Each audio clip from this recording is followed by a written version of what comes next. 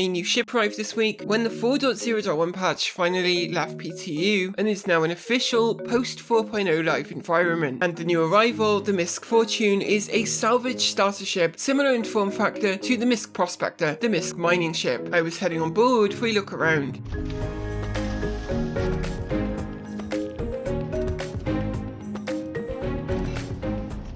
The first compartment is the living space and is extremely similar to that of the Prospector, though seeing an engineering terminal in here is pretty cool.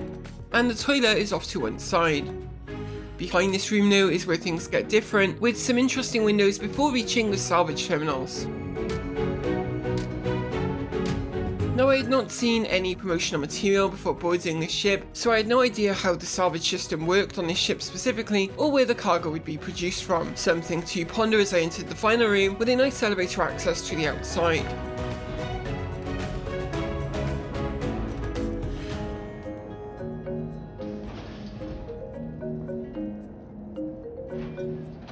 Back at the front of the ship, the cockpit is similar to the Prospector, offering an unobstructed view out front.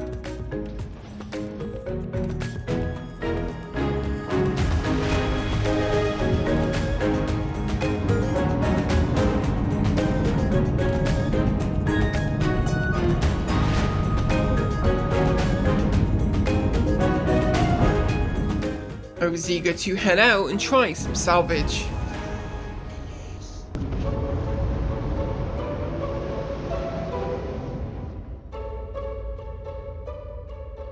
During the jump, I noticed the cargo grid-esque structure on the outside of the ship here, kind of similar to those seen on the Hull A, and then these hatches, which I concluded must be where the cargo is ejected from. For my first stop, it was going to be the Lagrange cloud at the edge of the Stanton system, MICL3, a place we'd had some luck finding salvageable panels way back when salvage was new to the game.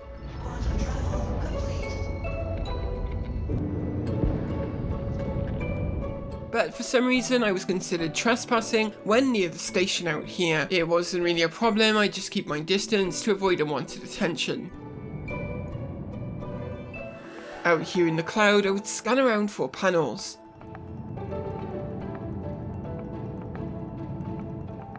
But nearby I was finding only asteroids. Now, it's been a very long time since I was salvaging in this way, so for all I know, the random panels you used to find might not even be present anymore. But I do recall that we had better luck by the big rocks here, so I was heading out there for a look. But still I didn't find anything, so I bit the bullet and took up a salvage contract. The location was a Microtech Lagrange cloud at the edge of the system, but not here.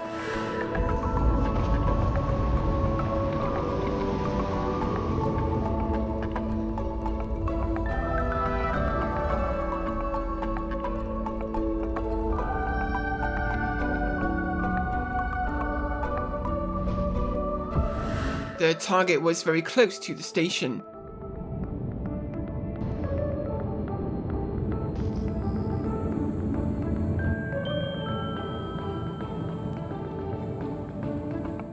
And I'd overshoot the target a little, partly due to my own lack of flying skill, but also the Fortune kind of handles like compared to the Drake Vulture, another salvage starter ship. This thing is not a comfortable ship to fly. The target was narrow and I was ready to get some salvage done.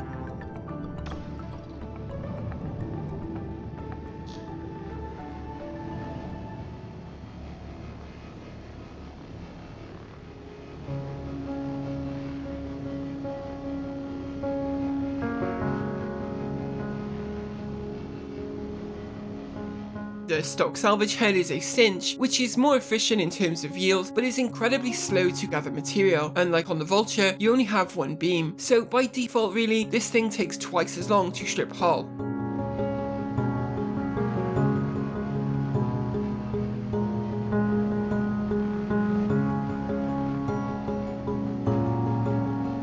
Soon the contract was considered complete, but I had not gathered enough material to eject the box of salvage yet.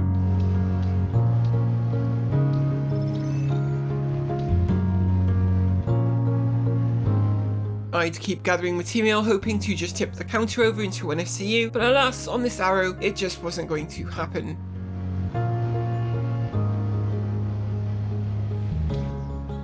Now, it has been so long since I last went on salvaging that I also forgot about the hull breaking salvage mode on my first target here. Instead, I would be moving on to another contract.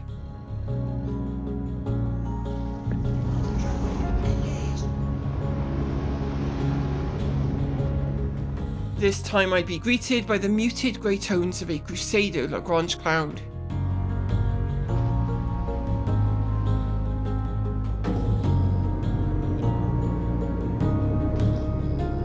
And again, the target ship was very close to the station.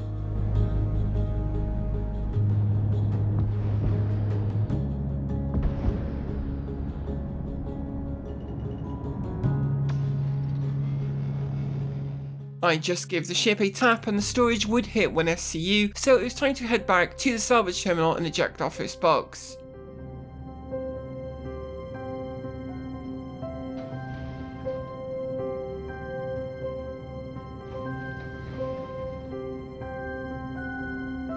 Now, the option to eject a box was here.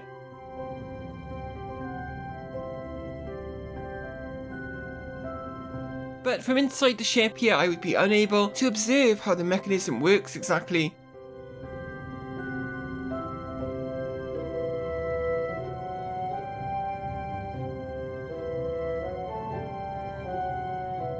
I'd need to salvage more material to fill the station again. Now, after ejecting that box of salvage, the beam effect would no longer be visible, even though the salvaging was working.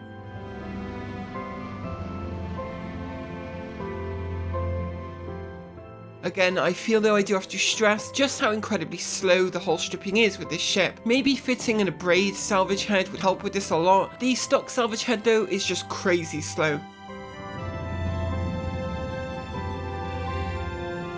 But with some help from our Discord community, I did recall how to break the hull this time around.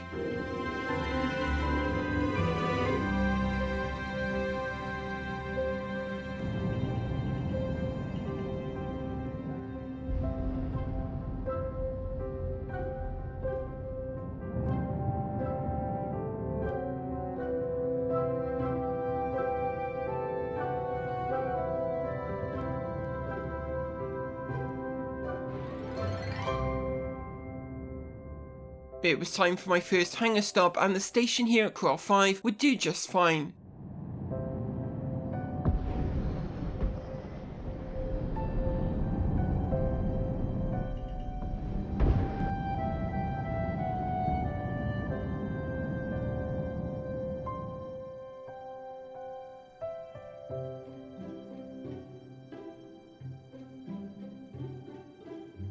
Now, just like with the Vulture and Reclaimer, the Fortune can also be used to craft small items and tools, like multi-tools, attachments, salvage canisters, and as I'd come to see immediately, fuses for ships.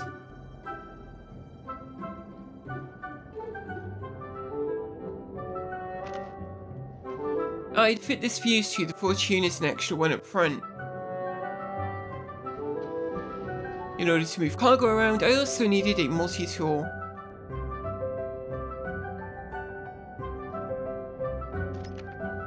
And of course a tractor beam attachment as well.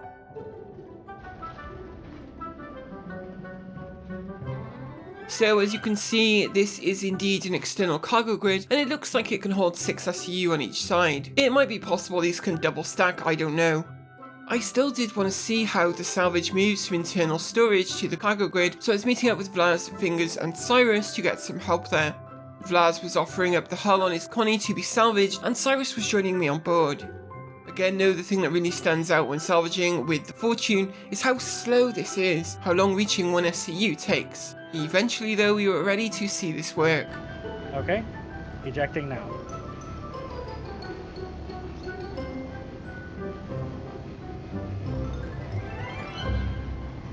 So there you have it, a new starter ship for those hoping to begin a life of salvage in Stanton or Pyro. And it is a decent enough ship. I'm not sure I would pick it over a Vulture, which seems to handle better and is much faster at collecting hull material. I just learned these two ships are the same price as well, so for me at least going with the Vulture is a no-brainer. Still, maybe you can prove me wrong on that, as CIG have very kindly sent us a Star Citizen game package to give away, complete with a MISC Fortune and 2 auspicious red paint schemes like the ones seen in this video. For your chance to win, just hit the like button and leave a comment below, and we'll pick a winner in the next couple of days. Good luck everyone, and of course a huge thank you to CIG for sending cool prizes like this our way. As always, I want to thank all of you at home for watching, and all of our very generous patrons that you can see on screen right now. These very generous people keep this channel going with their support, and I just want to thank each and every one of you for choosing to support the channel. Thank you. We'll be back very soon.